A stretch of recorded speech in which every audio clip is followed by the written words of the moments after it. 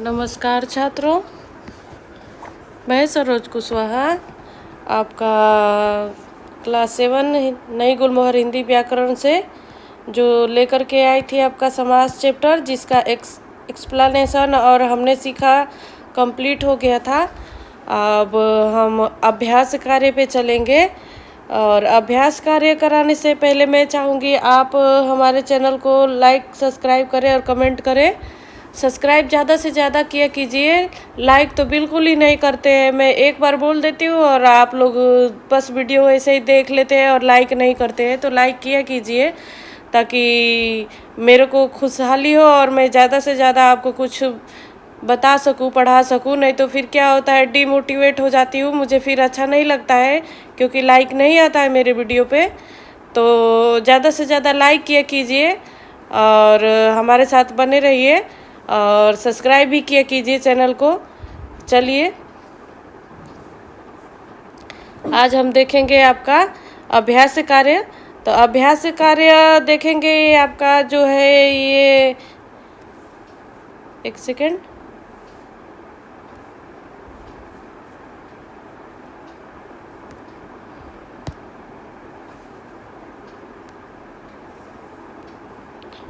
ये रहा आपका पहला दिया हुआ है प्रश्न संख्या 1 कि समास किसे कहते हैं, उदाहरण देकर के समझाए।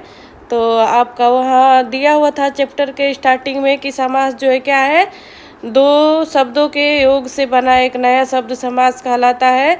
तो जो दो शब्दों से बनता है तो ऐसे इसकी प्रोसेस होती है, जैसे उदाहरण देकर के समझाना है। तो समास में जैसे क्या है कि डाक घर दिया हुआ है आपका, तो इधर एक मिनट, ये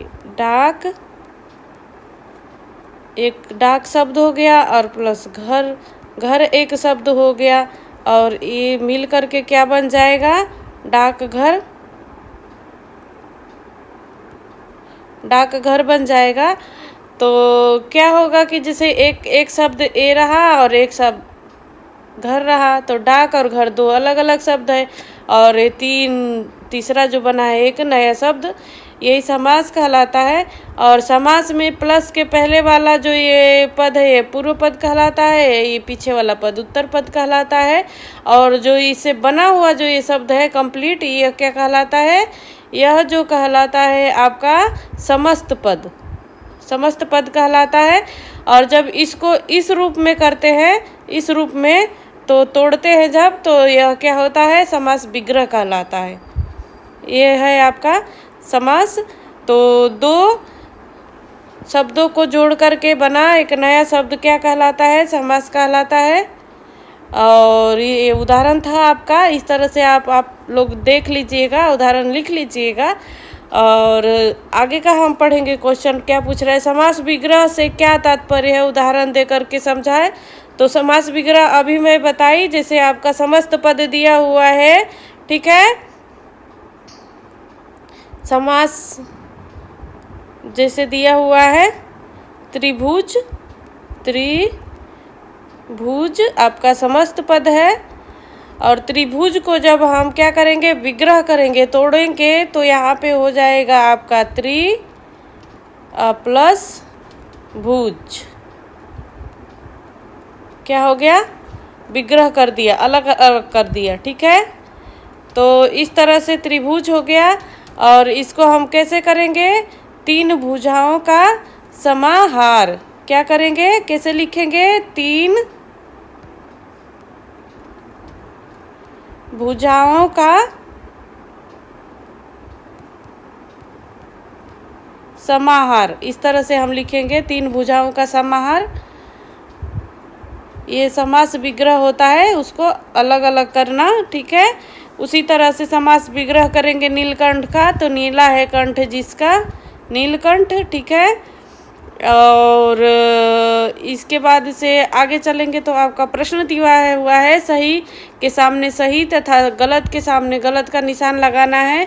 तो हम पहला टॉपिक आपका पढ़ेंगे। तो पहला टॉपिक है, समस्त पद की रचना पूर्व पद तथा उत्तर पद के योग से होती है। सही बात है। समस्त पद जो आपका बनता है पूर्व पद तथा उत्तर पद के योग से बनता है, यह सही है।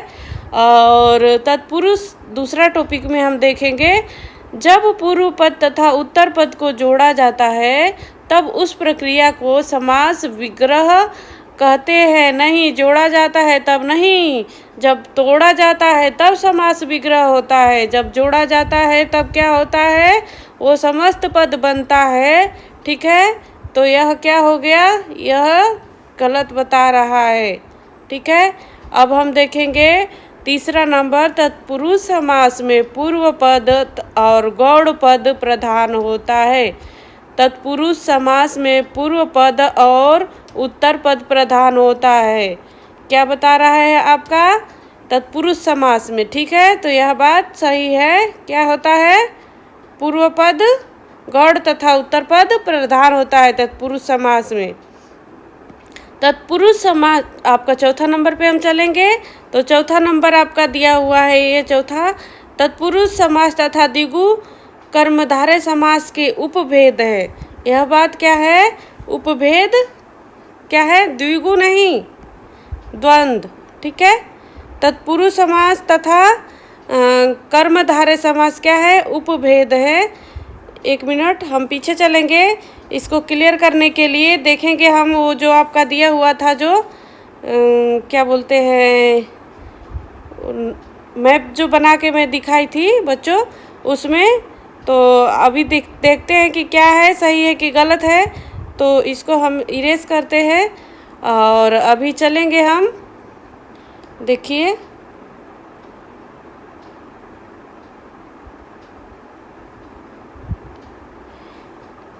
क्या है, द्विगु समास क्या है, तत्पुरुष समास के क्या है, यह कर्मधारय और तत्पुरुष समास के देखिए यहाँ पे दिया हुआ है जो कर्मधारय और द्विगु जो है इसके क्या है, उपभेद है। सही बात है।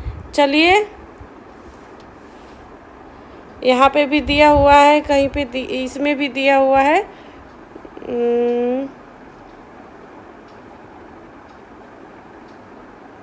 ये रहा द्विगु समास। ठीक है, चलिए अब हम पीछे चलेंगे लेके आपको क्वेश्चन पे। तो क्वेश्चन हम सही करने के लिए अब यहाँ पे देखिए क्या दिया हुआ है, यह सही है। यह जो है क्या है, क्वेश्चन कौन सा नंबर था आपका, हाँ ये 4 नंबर, तत्पुरुष समास तथा द्विगु समास कर्मधारय समास के क्या है, उपभेद है।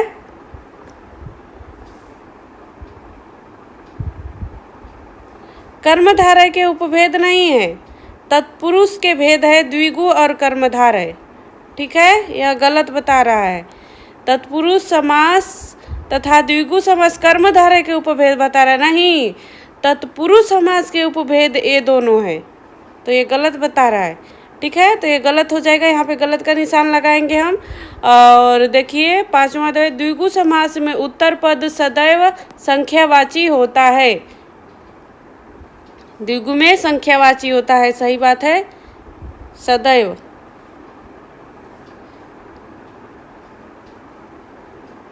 उत्तर पद नहीं, पूर्व पद, ये भी गलत दिया हुआ है।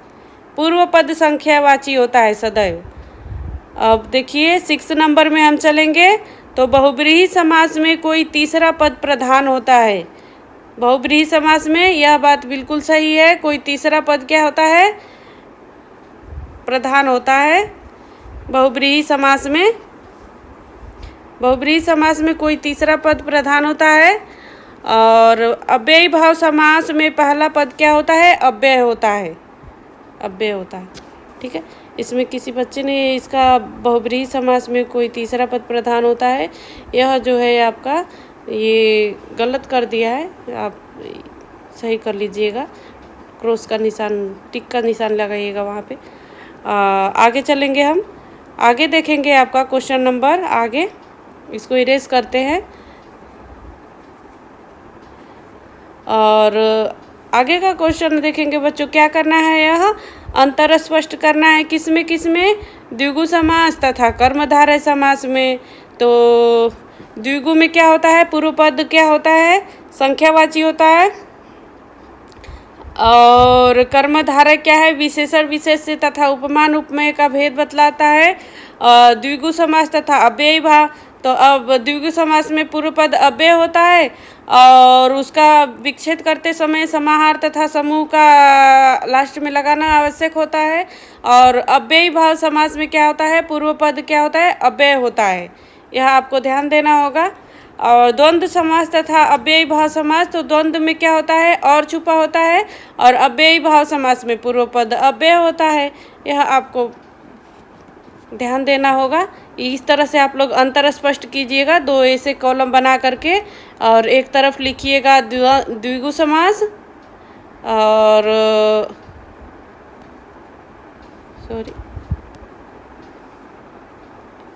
ये जो है आपका द्विगु समास इस तरह से इधर, और इधर कर्मधारय इसी तरह से, और उसका भेद मतलब अंतर एक दो लिख लीजिएगा।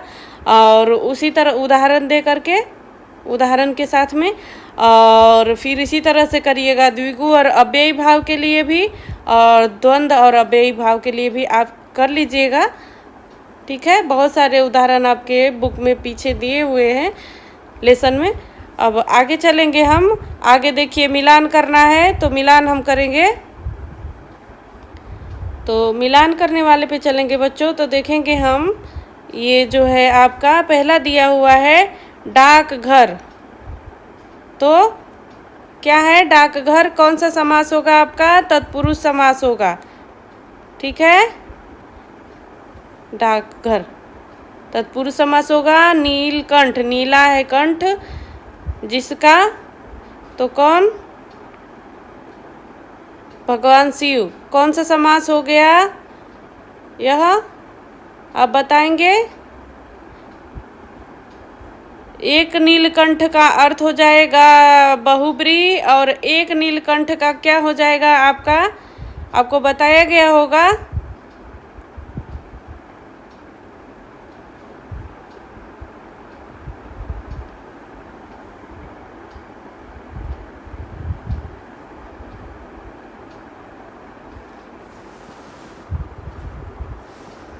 चलिए आप देखिएगा, आप लोग क्या हो जाएगा, एक नीलकंठ का कर्मधारय। ठीक है, तो एक नीलकंठ का आपका नीला है कंठ जिसका में बहुब्रीही हो जाएगा, और दूसरा नंबर पे कर्मधारय यहाँ पे हो जाएगा आपका। और इसी तरह से हम देखेंगे त्रिभुज, तो तीन भुजाओं का समाहार, तो क्या है, द्विगु। ठीक है, गणना पद किस में आता है, द्विगु समास में, तो यह जो है आपका तीन भुजाओं का समाहार हो जाएगा क्योंकि समाहार है। और आजकल, तो आज और कल, इसमें क्या हो गया, द्वंद्व हो गया, आज और कल में लड़ाई हो गई, देखिए ख, द्वंद्व समास। और उसी तरह से गंगा जल, तो गंगा का जल इस तरह से होगा आपका, गंगा का जल, तो ये आपका वापस तत्पुरुष समास हो जाएगा। ठीक है, का आ गया बीच में। घन श्याम, ठीक है, घन के समान श्याम, तो घन के समान जो है क्या हो गए आपका, यह भी किस में जाएगा आपका, तत्पुरुष, कर्मधारय समास में जाएगा। ठीक है, विशेषण विशेष्य का ये क्या है, समान बता रहे हैं, तुलना कर रहे हैं। ठीक है, तो उपमान उपमेय और विशेषण विशेष का इसमें भेद होता है, वह क्या होता है आपका, कर्मधारय समास होता है, तो ये घन के समान बता रहा है, तो तुलना कर रहा है। तो इसी तरह से आप देखिए आमरण। ठीक है, आमरण जो है आपका हो जाएगा, ये आपका आमरण, ये अव्ययी भाव समास होगा बच्चों आपका, क्योंकि आ आगे हो गया, आ प्लस मरण, तो आ अव्यय हो गया, पूर्व पद क्या है इसका, अव्यय है, तो अव्ययी भाव समास हो जाएगा। इस तरह से आप लोग कर लीजिएगा ध्यान से। और आगे हम चलेंगे आपका नेक्स्ट क्वेश्चन नंबर 6 में। तो क्वेश्चन नंबर 6 दिया हुआ है आपका, देखिए समस्त पदों का विग्रह करते हुए समास का नाम लिखना है। अब देखिए समस्त पद है आपका पाप पुण्य, तो इसमें और लग गया, विग्रह किए तो, और उसका देखिए द्वंद्व समास, पाप और पुण्य में यहाँ पे देखिए युद्ध हो रहा है। मैं बड़ा वाला युद्ध हो रहा है यहाँ पे। तो इस तरह से द्वंद्व चल रहा है, ठीक है, तो द्वंद्व समास होगा, द्वंद्व चल रहा है। तो इसी तरह से महादेव, तो महादेव, ठीक है, महादेव में महा है जो देव, महान है जो देव, कौन? कर्मधार है, ठीक है, कर्मधार है, ठीक है। तिराहा, 3 राहों का समूह, तिराहा जो हो गया आपका गणना पद वाला हो गया, तो द्विगु समास हो गया आपका। इस तरह से आप देखेंगे, आगे चलेंगे हम आपको लेकर के। इधर देखिए, आ जाइए आप इधर 4 नंबर पे। तो आजन्म जो हो गया, जन्म से लेकर ये भी अव्ययी भाव समास, आजन्म अव्ययी भाव समास। घुड़सवार, घोड़ा पर सवार, तो घोड़ा पर सवार है तत्पुरुष समास हो गया। चंद्रमुख, चंद्रमा के समान मुख, तो चांद है जो मुख, ठीक है। और ये विशेषण विशेष या उपमान उपमेय का भेद हो गया, तो ये आपका कर्मधारय समास हो गया। सुलोचना, ठीक है, सुंदर लोचन, ठीक है, अव्ययी भाव समास हो गया आपका। सु मतलब सुंदर, तो सु मतलब सुंदर हो गया, लोचन, तो इस तरह से सुंदर आँख जो है आपका हो गया अव्ययी भाव समास, यह अव्यय हो गया सु। गंगा यमुना, देखो यहाँ फिर से युद्ध हो गया, मैं बड़ा वाला, तो गंगा यमुना क्या हो गया? द्वंद्व हो गया दोनों के बीच में, तो यह द्वंद्व समास होगा। गंगा और यमुना इसका विग्रह होगा। और आगे चलेंगे हम क्वेश्चन नंबर 7 में।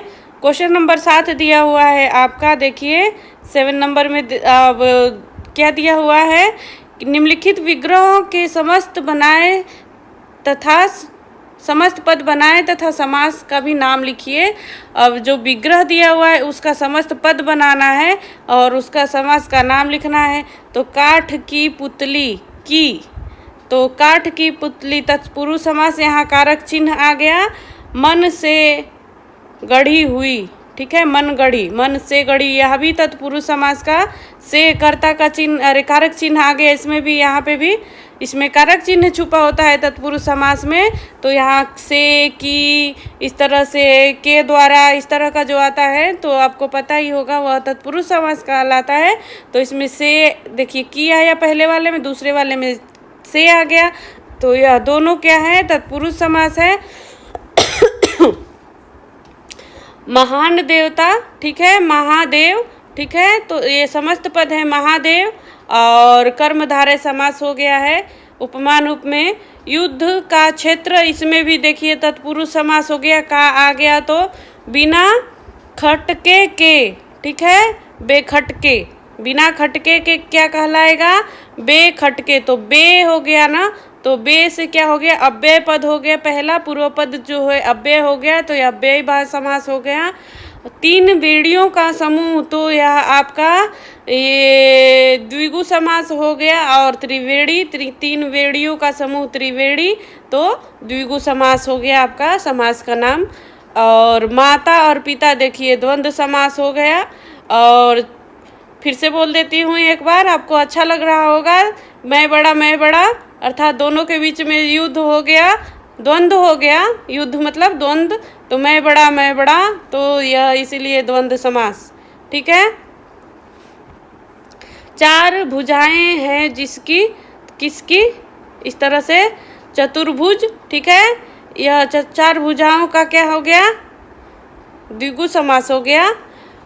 इसमें भी क्या पूर्व पद क्या हो गया आपका? संख्यावाची हो गया। आप पर बीती, आप बीती, ठीक है, तत्पुरुष समास, पर बीती ना, तो यह पर आ गया, जो आपका क्या हो गया? ये आपका ट्रिक है पहचानने का, ठीक है, कारक चिन्ह। अब क्वेश्चन नंबर 8 पे चलेंगे। तो क्वेश्चन नंबर 8 दिया हुआ है कि दिए गए समस्त पदों का इस प्रकार से विग्रह कीजिए कि वे द्विगु तथा बहुब्रीहि समास के उदाहरण बन जाए। दोनों तरह से करना है। एक बार समूह या समाहार लगा करके और एक बार बिना समूह या समाहार लगाए। एक बार द्विगु समास बनाना है और एक बार आपको बहुब्रीहि समास बनाना है। तो देखिए, आपको पहले स्टार्टिंग में जब एक्सप्लेनेशन दे रही थी उस टाइम पे मैं बताई थी आपको कि ये कुछ नाम ऐसे होते हैं जो द्विगु और द्वंद्व बहुब्रीहि समास दोनों के उदाहरण होते हैं। तो देखिए, चतुर्भुज हो गया तो 4 भुजाओं वाले भगवान विष्णु भी होते हैं और इस तरह से, और 4 भुजाओं का समूह भी होता है। तो जब भगवान विष्णु के लिए जब जाना जाएगा तो वह बहुब्रीहि समास में जाएगा। तो 4 भुजाएं हैं जिसकी किसकी, भगवान विष्णु की 4 भुजाओं का समूह है तो द्विगु समास। इसी तरह से देखिए 10 आनन का समूह अर्थात 10 मुखों का समूह हो गया तो द्विगु समास। और 10 है मुख जिसके, 10 है आनन जिसके, किसके, तो रामन के, तो बहुब्रीहि समास हो गया आपका पंचानन। ठीक है, 5 है मुख जिसके और 5 है 5 मुखों का समूह और 5 है मुख जिसके। इस तरह से आप देखेंगे तो होगा आपका ये बहुब्रीहि समास हो जाएगा। जिसके इस तरह से लिखेंगे, किसके, जिसके, तो इस तरह का बहुब्रीहि समास में होता है। और समाहार समूह जो होता है आपका द्विगु समास में होता है। एक बार फिर से मैंने रिपीट किया। और त्रिलोचन जो है 3 लोचन का समूह, तो 3 लोचन का 3 मतलब लोचन मतलब नेत्र, तो 3 है आँख, 3 आँखों का समूह हो जाएगा तो द्विगु समास हो जाएगा। और 3 लोचन है जिसके, किसके, शिव के। तो इस तरह से आपका यह हो जाएगा कंप्लीट। और आशा करती हूँ आपको यह जो है आपको बहुत अच्छा लगा होगा बैक एक्सरसाइज।